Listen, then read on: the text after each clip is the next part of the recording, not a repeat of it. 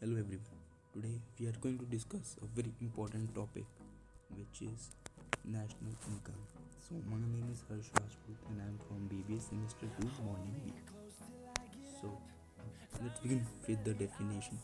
National income refers to the money value of all the goods and services produced in a country during a financial year. In other words, the final outcome of all the economic activities of the nation during a period of 1 year valued in terms of money is called as national income.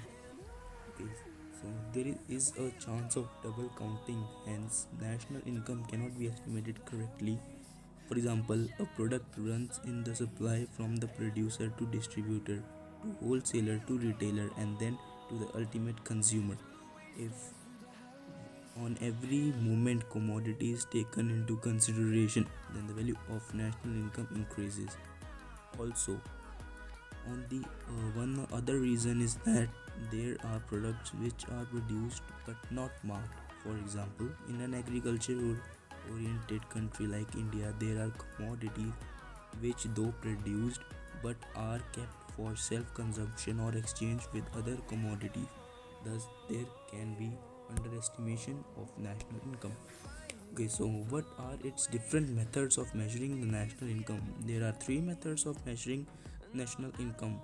Which method is to be used depends on the availability of data in country and the purpose in the hand. So the names of methods are income method, expenditure method, and value added method. Let's begin with the income method. The income method measures national income from the side of payments made to the primary factors of production in the form of rent, wages, interest, and profit for the productive service in an accounting year. Thus, national income is calculated by adding up factor incomes generated by all the producing units located within the domestic economy during a period of accounting. Steps involved in estimating national income. The following are the main steps. Identify enterprises which employ factors of production, that is, land, labor, capital, and enterprise. Second, classify factor payment into various categories like rent, wages, interest, profit, and mixed income. Third, estimate amount of factor payments made by each enterprise.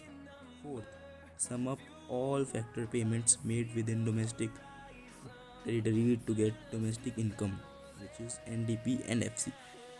And fifth, estimate net factor income from abroad, which is added to domestic income to derive national income.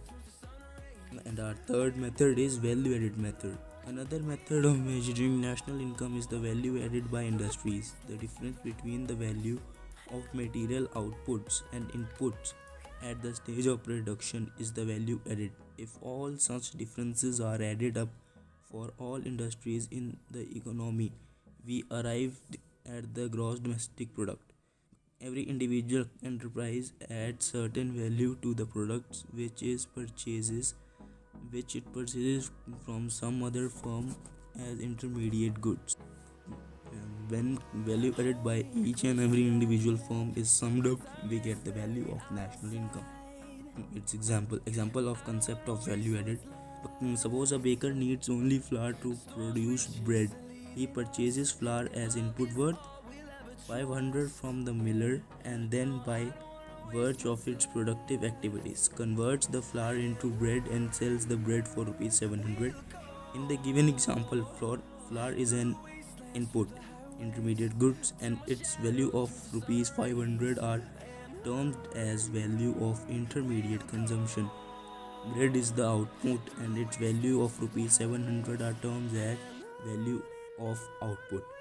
Difference between the value of output and intermediate consumption is termed as value added.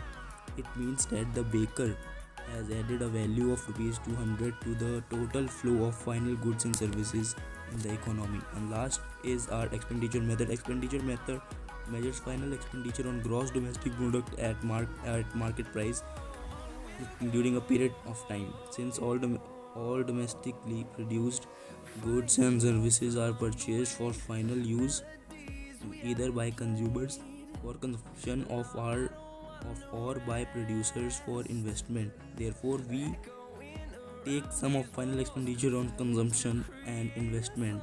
This sum equally GDP at MP. Final expenditure is the expenditure made on purchase of domestically produced goods and services for final use, that is, for consumption and investment.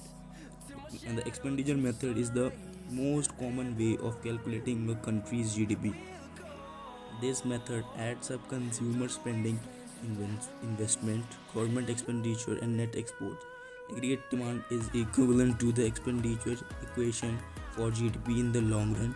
The alternative method to calculate GDP is the income approach. Okay, so thank you, sir.